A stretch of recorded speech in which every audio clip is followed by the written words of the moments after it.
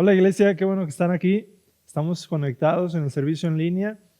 Recordad que en este servicio podemos poner nuestros comentarios, poder poner alguna petición, alguna necesidad y vamos a estar contigo en este tema, en esta predicación. Y qué bueno que tomas el tiempo para estar con nosotros. Dios te bendiga. La semana pasada, el pastor Nathan empezamos una serie que se llama Gracia hecha hombre.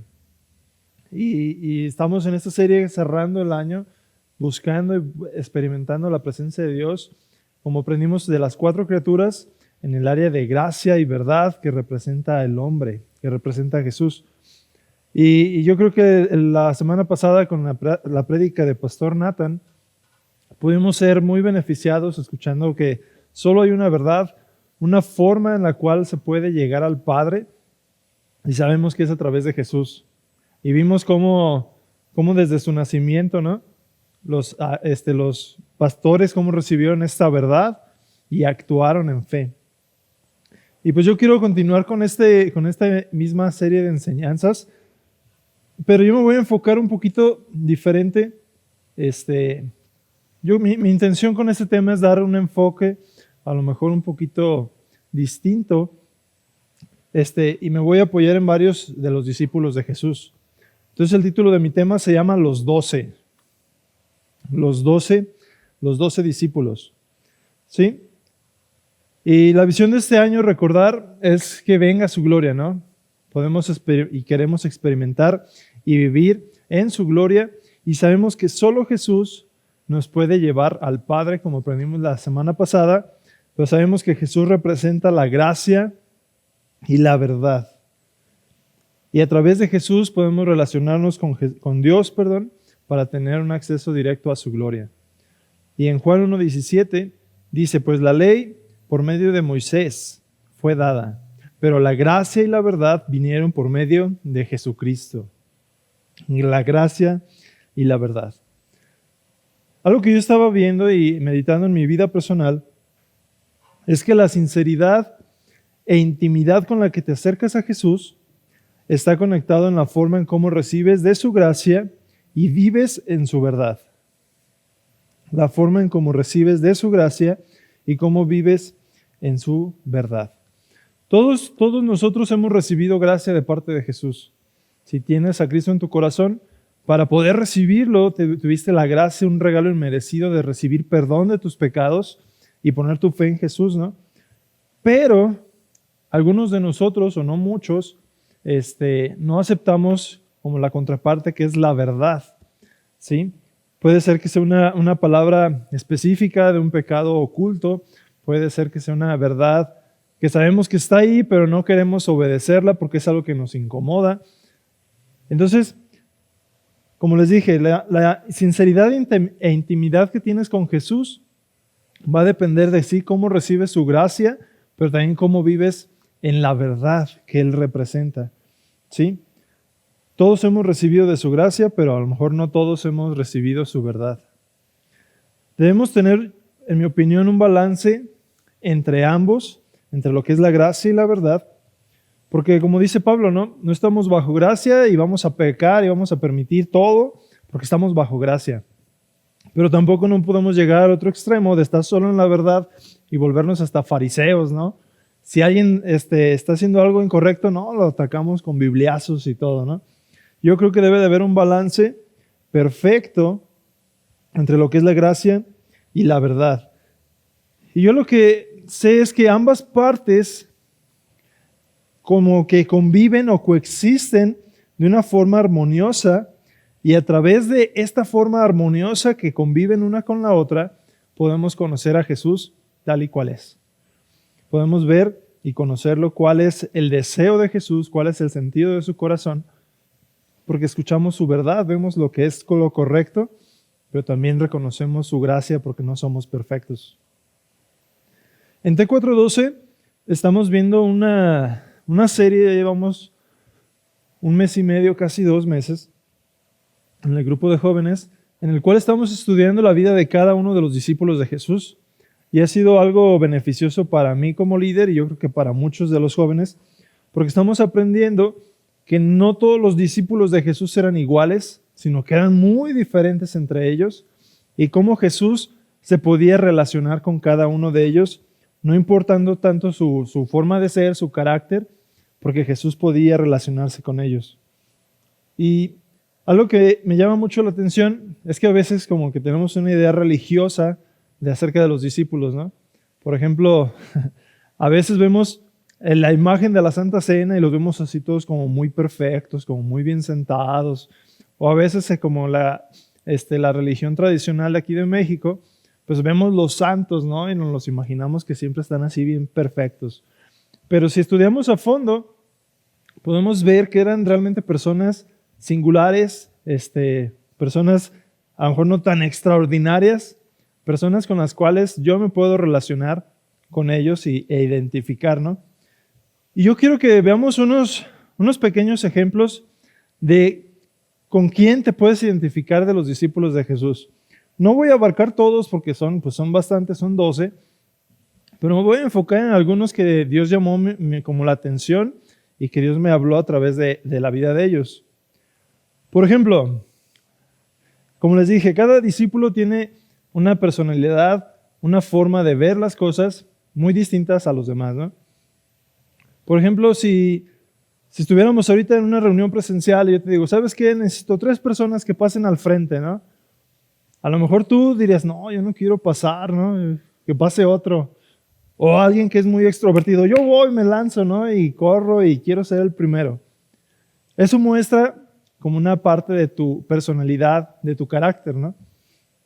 Si tú eres de esas personas que pasan, que quieren correr riesgos, que quieren aventarse, que quieren, incluso si están en una predicación conmigo, hasta hacer el ridículo, porque a veces pongo cosas medias raras. Si tú eres uno de ellos, yo creo que te puedes identificar con los primeros 2 discípulos que voy a hablar, ¿sí? Estos discípulos, el primero de ellos es Santiago.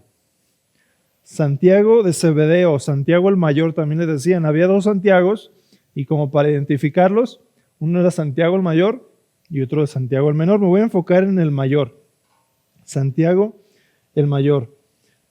Este personaje, este discípulo, como les dije, tenía una forma de ser que era como más extrovertido, más abierto, más atrevido, ¿no?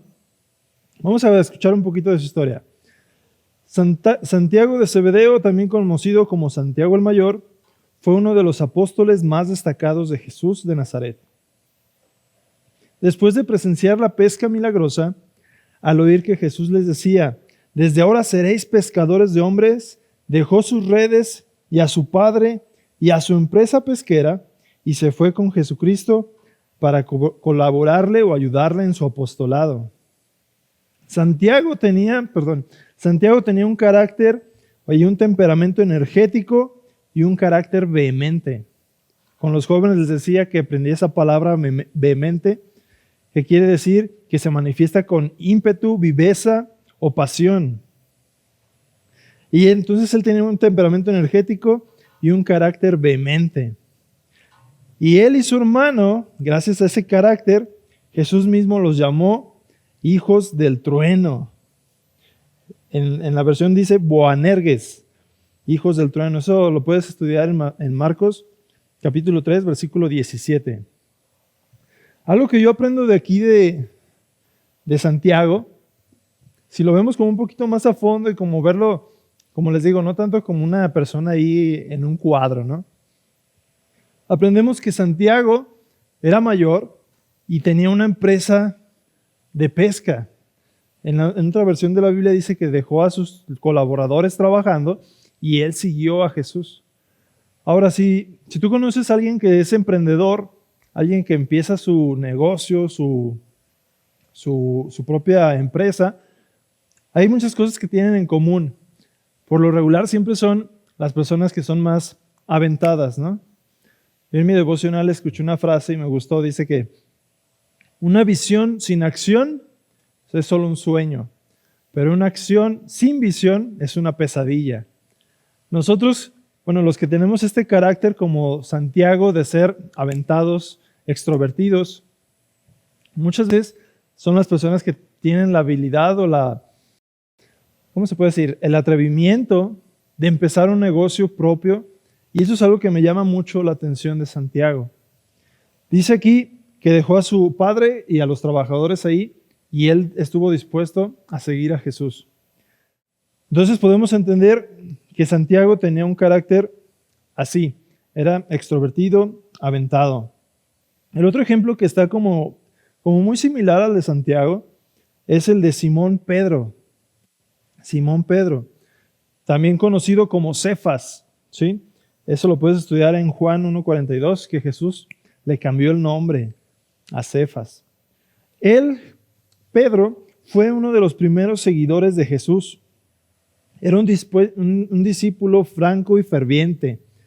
Era uno de los amigos más cercanos de Jesús. Un apóstol y después se convirtió en una columna de la iglesia y puedes estudiarlo en Gálatas 2, capítulo 9. Pedro era entusiasta, pero también era obstinado, impulsivo y a veces hasta atrevido. Pedro tenía muchas fortalezas, pero también tenía varios defectos en su vida. Y si conocen la historia, cuando van los guardias para apresar a Jesús, dice que Pedro fue el que desenvainó su espada y atacó al siervo del sumo sacerdote. Y eso está en Juan 18, versículo 10. E inmediatamente Jesús le dijo, no, ¿sabes qué? Guarda tu espada. Y Jesús sana al siervo del sumo sacerdote. También sabemos que Pedro fue de los discípulos cuando estaban en medio de la tormenta, que fue el que tomó la decisión o la iniciativa estaba Jesús caminando sobre las aguas y salir del barco y empezar a caminar sobre el agua. Sabemos que después cayó porque vio la tempestad. También Pedro fue quien se jactó que nunca iba a abandonar al Señor. Aunque todos los demás lo hicieran, él nunca lo iba a hacer. Y eso está en Mateo 26, versículo 33. Pero más tarde lo negó 3 veces. Negó 3 veces que conocía al Señor y está en el mismo 26, del 70 al 74.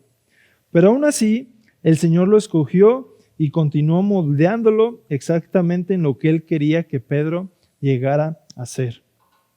Ahora, estoy dando así como una explicación como a grandes rasgos de Pedro, de Santiago. Pero como les digo, ambos tenían este tipo de actitud extrovertida, aventada, como vimos, vehemente, esta palabra nueva, ¿no? Santiago era un pescador dedicado a la pesca, un empresario, dedicado a la pesca, y Pedro era pescador. Cuando estoy estudiando la historia de Pedro, puedo observar como diferentes áreas en las cuales me puedo yo identificar mucho. Si Jesús no hubiera estado ahí cuando Pedro se lanza contra el siervo del sumo sacerdote y lo lastima, imagínate, ¿no? Hubiera sido como un caos. Si Pedro no hubiera estado Jesús ahí cuando se avienta de la barca, Pedro hubiera muerto, ¿no? Yo lo que veo aquí con Pedro, cuando tú tienes un tipo de personalidad así, debes de estar consciente de que las decisiones que tomas muchas veces no son las correctas si no estás conectado a una autoridad. En este caso estamos hablando de Jesús mismo. A veces como tenemos este ímpetu, esta energía, estas ganas de avanzar, de seguir produciendo, de seguir avanzando más, si no estamos conectados a la verdad que sabemos que es Jesús, esto puede ser algo contraproducente para nosotros mismos. Algo que me encanta de Jesús es que a Jesús no era como se hacía pequeño, se hacía chico con este tipo de personas tan aventadas, tan atrevidas, tan emprendedores, ¿no? Algo que me encanta de Jesús es que Jesús puede utilizar tu carácter y tus deseos para encaminarte en lo que Él desea para ti. Muy curiosamente, la forma en cómo Jesús llama a Pedro y dice que unos momentos después se acercó Santiago, es algo que está conectado con ¿cómo le puedo decir? Con el corazón de ambos. Ahora, si tú eres emprendedor y llega alguien y habla acerca de tu negocio o de la área en la que te desenvuelves, como que es algo que te atrae, ¿no? Como que, él me entiende, ¿qué más me va a decir, no? O si estás hablando con otra empresa, otro dueño de empresa y tiene los problemas similares, como que tienes un contacto muy cercano, de decir, me entiende, quiero avanzar. Yo creo que Jesús es muy sabio y utilizó una forma estratégica para poder llamar a estos dos grandes hombres de la fe, que se iban a convertir en grandes hombres de la fe. Y veamos cómo lo dijo en Mateo 4, 19 al 20. Y les dijo, hablando Jesús, venid en pos de mí y os haré pescadores de hombres. Ellos entonces dejaron al instante las redes y le siguieron. Jesús utilizó como el área donde ellos estaban desenvueltos mayor, ¿no? Yo me pongo en el lugar de Santiago, a lo mejor fue como una oportunidad de negocio, ¿no? A lo mejor no supo bien qué es lo que estaba pasando, pero dijo, me está diciendo que voy a ser un pescador más allá, ¿no? No solo de pececitos, sino de hombres. Como que le dio en el clavo con su pasión, con su deseo, con lo que él le gusta hacer y lo jaló a su reino. A lo mismo con Pedro. Jesús los llamó y utilizó su carácter para hacer crecer el reino de Dios, su reino mismo. Y algo que me encanta es que ambos fueron parte del círculo más íntimo de Jesús. Estuvieron presentes en la transfiguración. Estuvieron presentes también en la sanidad de la hija de Jairo. Algo que me llama la atención, como les digo, este Pedro era bien aventado, ¿no? Cuando está presente en la transfiguración, sabemos que Jesús, pues obviamente pasa la transfiguración y aparecen dos personas más ahí. ¿Recuerdan quién eran? Moisés y Elías. Y entonces Pedro dice, ¿sabes qué, Jesús? Pues vamos a hacer unas casitas aquí para que se quede el Moisés y acá de este lado Elías y una para ti y una para mí, ¿no? Era muy aventado, que veía las cosas como prácticas para avanzar, para crecer. Y yo creo que eso es algo que Jesús utiliza para hacer crecer su reino. Pero lo que yo veo importante de aquí es que si tú no estás, o si tienes este tipo de personalidad, pero no estás conectado a la fuente que es Jesús, a la verdad, a su gracia, esto puede ser algo contraproducente porque te puedes llevar a hacer cosas que a lo mejor Dios no te ha mandado a hacer, pero tú vas ahí, no, porque quiero servir, quiero hacer las cosas, Dios, vamos, vamos, vamos, vamos. Pero yo creo que ahí debe entrar la verdad que es Jesús y el sometimiento a una autoridad. ¿Qué nos enseña Santiago y Pedro? Nos enseñan a vivir nuestra fe con autenticidad, a ser testigos del Evangelio con nuestra vida, a cumplir con nuestra misión dentro de la iglesia y extender la palabra de Dios a todos los que nos rodean. Y sabes, algo que me llama mucho la atención es que ambos estuvieron dispuestos a cumplir esta misión hasta llegar al martirio. Ambos tuvieron una muerte muy, muy fea, muy trágica, pero ambos estuvieron dispuestos a entregarle a Jesús todo por lo que Él les había dado. Entonces, si tú te identificas como este Pedro o Santiago, mi recomendación es que puedas acercarte a Jesús con la verdad.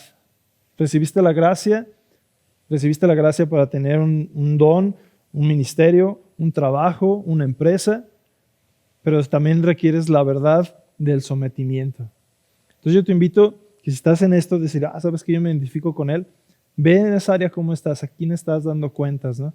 Algo que me llama mucho la atención, nuestro pastor Nathan siempre nos dice, ¿no? Alguien que no es contable, no es confiable.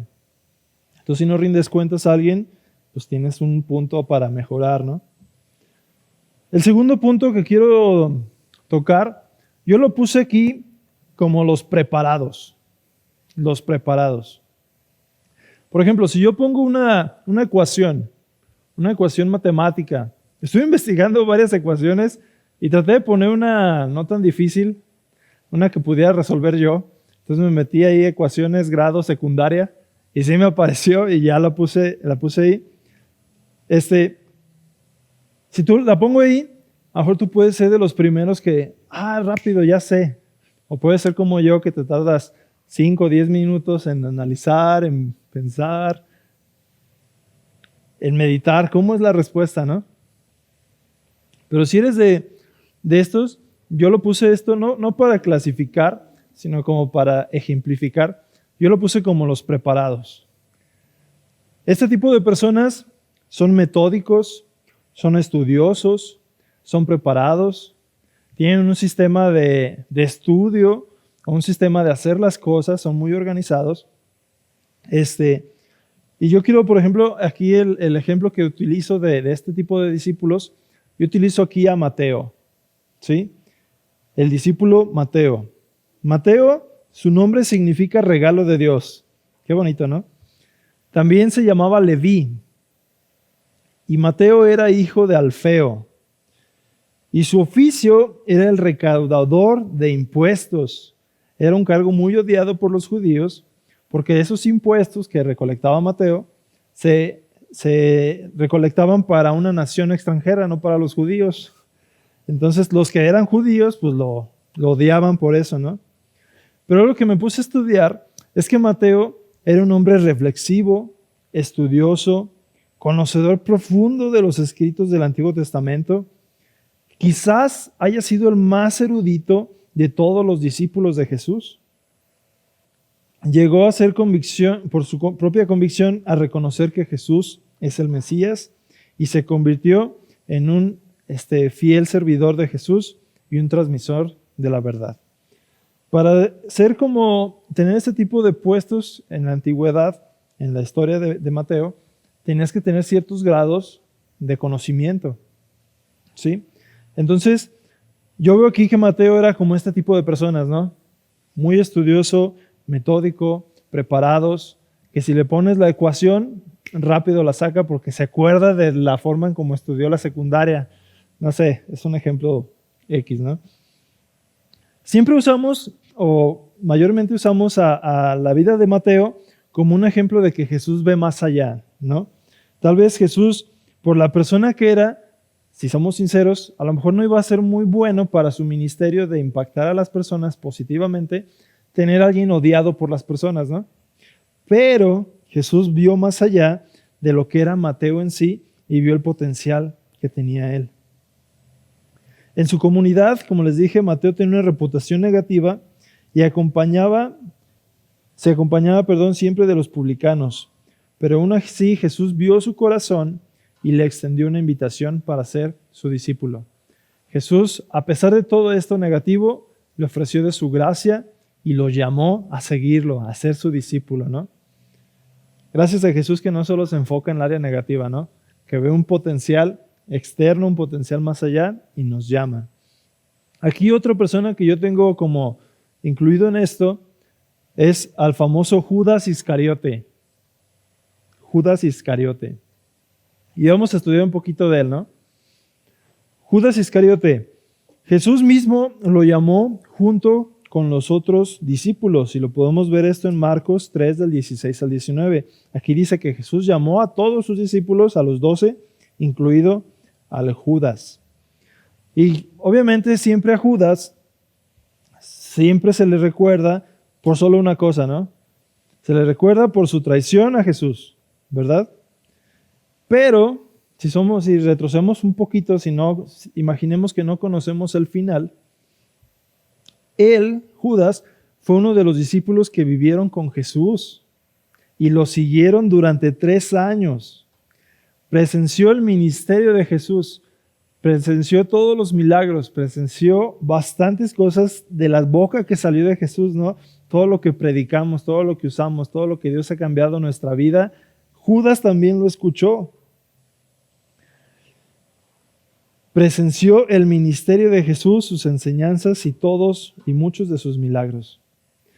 Algo que me llama la atención es que él era el tesorero del grupo. Y vemos en Juan 12:6 que usó esta posición de confianza para robar de los recursos de los discípulos. Ahora, Jesús, yo me pongo en el lugar de Jesús. Jesús sabemos que no es alguien tonto, o es alguien que no sabe o no conoce a las personas. Aquí vemos 2 ejemplos. Mateo era recaudador de impuestos. Él sabía perfectamente cómo llevar las cuentas, cómo entregarlas bien ante los romanos, porque imagínate, si entrega cuentas chuecas, pues lo despiden hasta la muerte, yo creo que le puede tocar. Pero Jesús, en vez de utilizar a Mateo y su don, decir, ¿sabes qué, Mateo? Pues tú tienes experiencia en esto, pues tú hazte cargo de las finanzas de nosotros, de los discípulos, ¿no? El tesorero, ¿no? No, Jesús decide utilizar a Judas para este cargo. Es algo que me llama la atención y yo creo que Jesús también pudo ver en Judas una preparación, ¿no? A lo mejor también era organizado, también a lo mejor él podía llevar el cargo. Pero vemos aquí que utilizó esta posición de confianza para robar los recursos. El dinero era importante para Judas. Él era un ladrón. Y de acuerdo a Mateo 26, 14 y 15, los principales sacerdotes le pagaron 30 piezas de plata para traicionar al Señor. Ahora, como les dije, Jesús era alguien sabio, alguien inteligente. Jesús sabía desde el principio que Judas haría lo que iba a hacer, ¿no? Incluso Jesús dijo a sus discípulos en Juan 6, versículo 70, ¿no os he escogido yo a vosotros los 12 y uno de vosotros es diablo? Como reconociéndolo, ¿no? Y en la última cena, Jesús mismo predijo su traición e identificó al traidor. Respondiendo Jesús, a quien yo daré el pan mojado, aquel es. Y mojando el pan, le dio a Judas Iscariote, hijo de Simón. Entonces vemos que aquí Jesús sabía lo que iba a hacer Judas. Pero también algo que me llama la atención es que cuando hace este acto Jesús de dar el pan, está mostrando de que Judas no estaba limpio, no había nacido de nuevo, que sus pecados no fueron perdonados. En Juan 13, versículo 10 y 11, es cuando dice que les limpia los pies, y el Pedro, el aventado, le dice, pues báñame todo, ¿no? Y le dijo, no, solo los pies, porque el que ha nacido de nuevo está limpio. Entonces, vemos que Judas pues no estaba limpio, y de hecho Judas estaba facultado para hacer lo que hizo por el mismo diablo, porque vemos en Juan 13, 27, y después del bocado que Jesús le había dado, Satanás entró en él. Entonces, ¿a qué voy con todo esto? ¿Por qué estoy contando la historia de Judas? Bueno, antes de avanzar a ese punto, los otros discípulos de Jesús estaban en la misma mesa, compartiendo el mismo pan, y no tenían idea de que Judas, guardaba estos pensamientos traicioneros dentro de él. Porque cuando Jesús mencionó, aquí hay un traidor en medio de nosotros, en medio de ellos, los otros discípulos estaban preocupados de que ellos mismos fueran los desleales. Se dicen, ay, ¿serás tú? ¿Seré yo? ¿Quién será? ¿No? Y es cuando ya Juan y Pedro le preguntan, ¿quién es? ¿Verdad? Eso está en Juan 13, 22. Nadie sospechaba de Judas, ni aun los más cercanos, porque tuvieron que preguntarle a Jesús. Él era un miembro de confianza de los 12.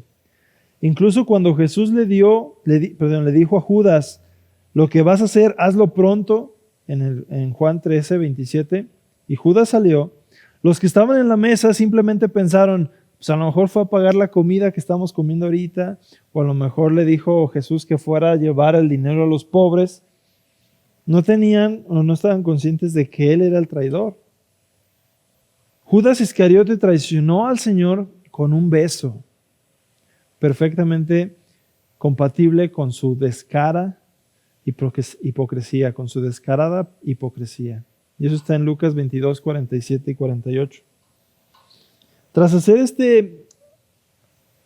este acto tan atroz, ¿no? De ir con tu maestro y darle un beso y darle la señal a los demás que él es el elegido, que se lo lleven, dice que Judas devolvió arrepentido las 30 piezas de plata a los principales sacerdotes y a los ancianos. Esto está en Mateo 27, 3.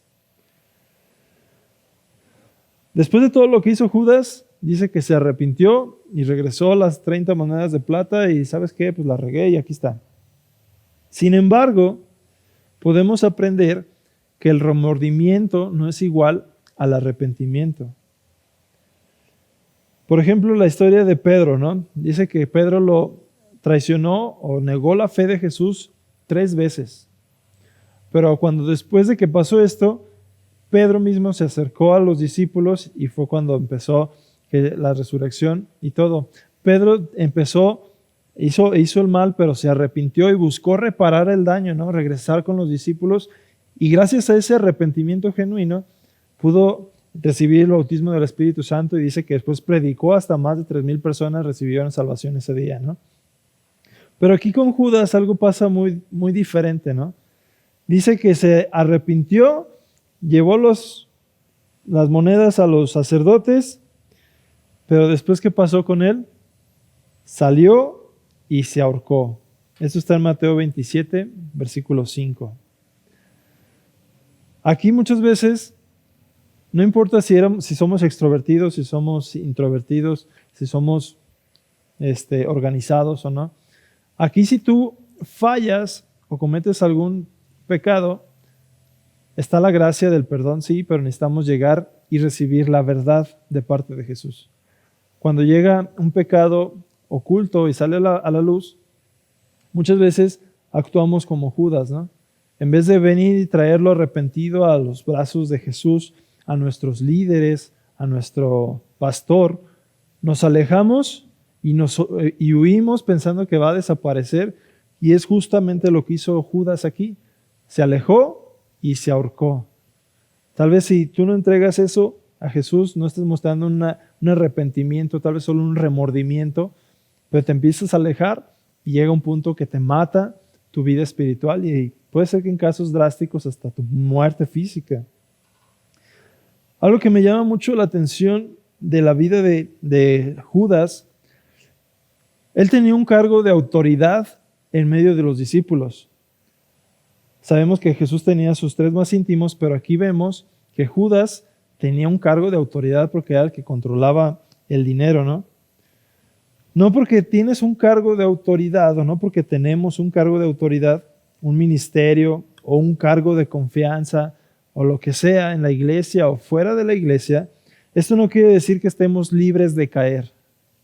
Necesitamos quitar nuestro orgullo, recibir la gracia de Jesús y así acercarnos a su verdad. Entonces, si tú estás en un área de servicio, en un lugar de una posición alta, lo que sea, yo creo que debemos estar conscientes de este gran riesgo.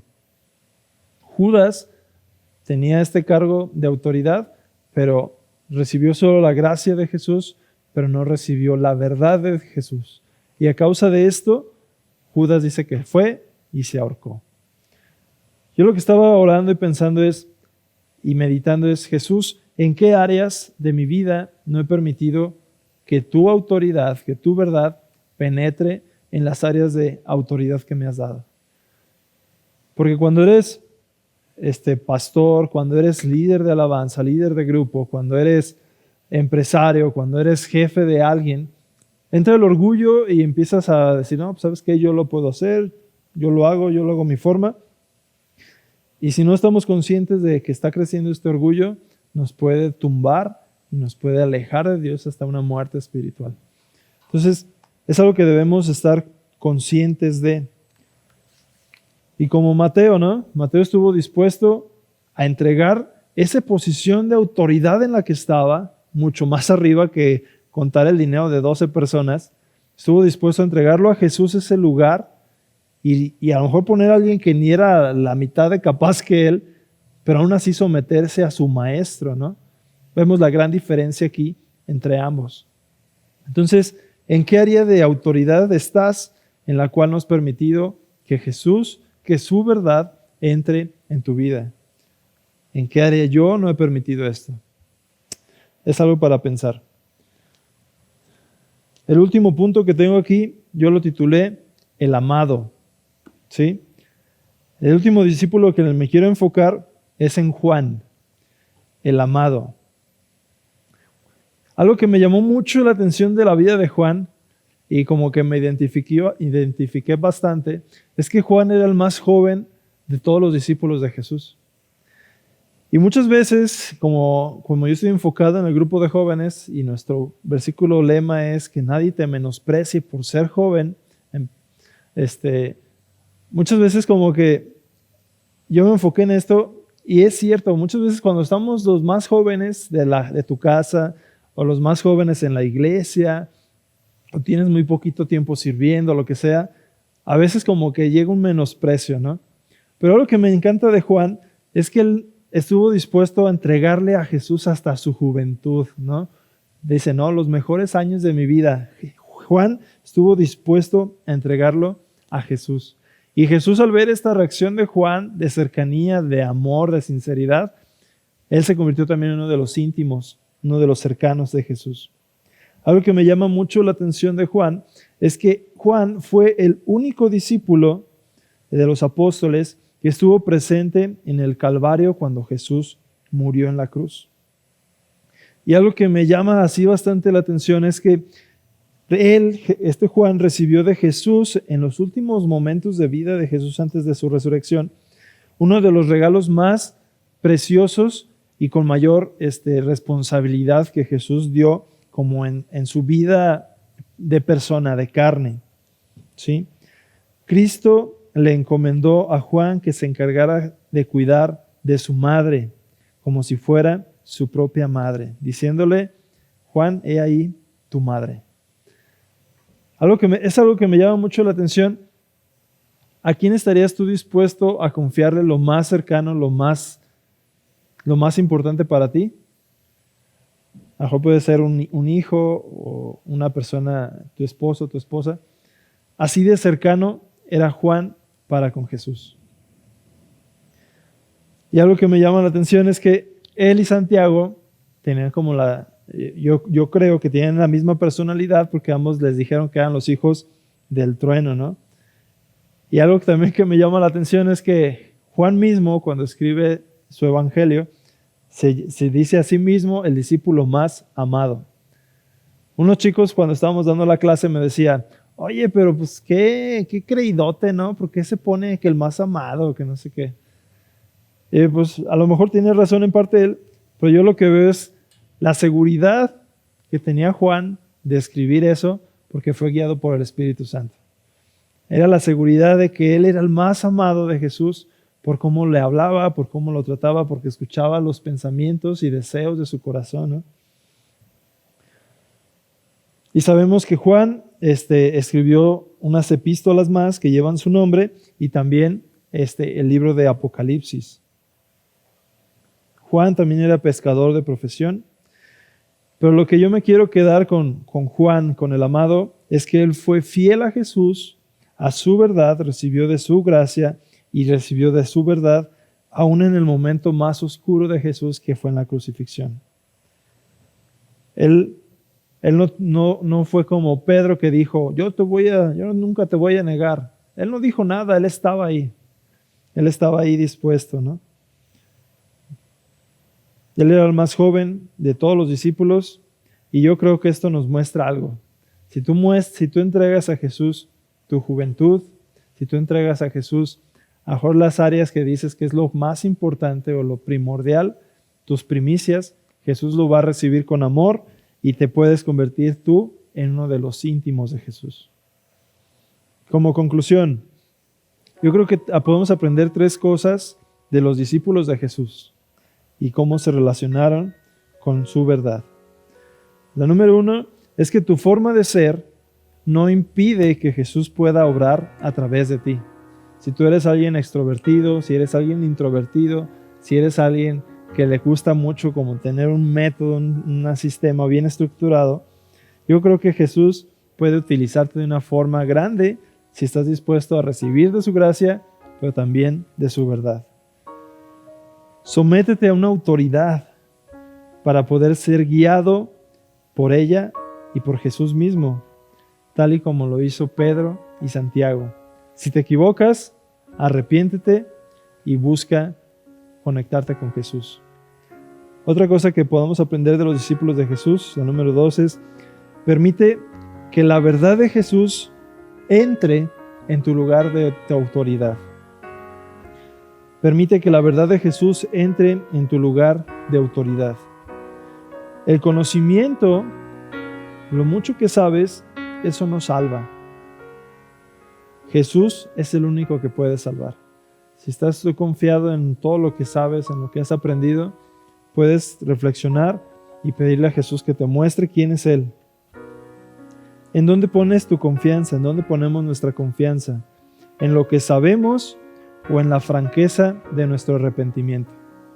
En uno de mis devocionales que estoy leyendo decía que un niño le compartió su fe a otro niño y le decía, tienes que arrepentirte de tus pecados.